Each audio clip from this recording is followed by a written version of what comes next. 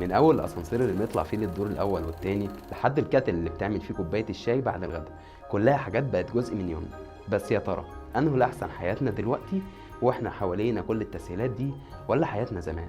انا البراء علي، وده اخر متر. اهم اسباب الخمول والكسل نقص فيتامين دي. نقص ايه؟ والله العظيم ما بشحت. الحقونا. ده تيشيرت من دي جي. اما ده بقى البنطلون الايطالي ماركة وريني كلوتي. بقى الحركة دي البلغة بتاعتي. يلا نلبس الاوتفيت مع بعضينا.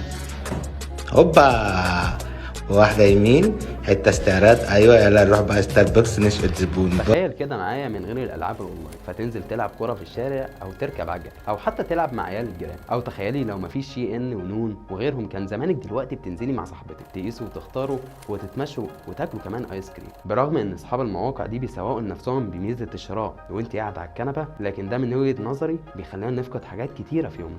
وزيها كتير بقى من الحاجات اللي تخلينا مشلولين بمزاجنا، زي الفاست فود، الاكل اللي انا مش عارف هو مستعجل على ايه. احنا عموما بقينا مستعجلين على ايه معرفش برضه. كل حاجه بقت بسرعه. اغنيه ام كلثوم اللي كنا بنسمعها في نص ساعه بقت اغاني سريعه 4 دقايق، والفيلم اللي كنت بتقعد تتفرج عليه في الساعتين ونص بقينا نلخصه في فيديو. ده حتى الكتب تلاقي كتاب 200 صفحه برضه ملخصين. كل حاجه بقت ماشيه بالريتم السريع، كل حاجه مستعجله. اكل متكهرب ومتسخن في ميكرويف، وميه متكهربه مغليه في الكاتب. بيل جيتس قال لما يبقى عندهم مهمه صعبه بيديها لاكتر انسان كسول، عشان متاكد انه هيعملها باسهل شكل ممكن. فتفتكر كل الاختراعات اللي قلناها دي كان اساس فكرتها الكسل؟ الكسل في علم النفس اصلا عاده، وكل الحاجات اللي حوالينا دي شجعتنا على الكسل ومالتنا بالامراض النفسيه والجسديه. في فيلسوف مصري اسمه البير قصيري، لقبوه بفيلسوف الكسل عشان عاش اكتر من 40 سنه في اوضه في فندق في فرنسا وما كانش بيخرج منها. وحتى لما جاب امه من مصر تقعد معاه اتحبست هي كمان، لانها ما كانتش بتعرف تتكلم فرنساوي وما تعرفش تنزل من الاوضه لوحدها، وكانوا بيناموا طول النهار ويصحوا طول الليل.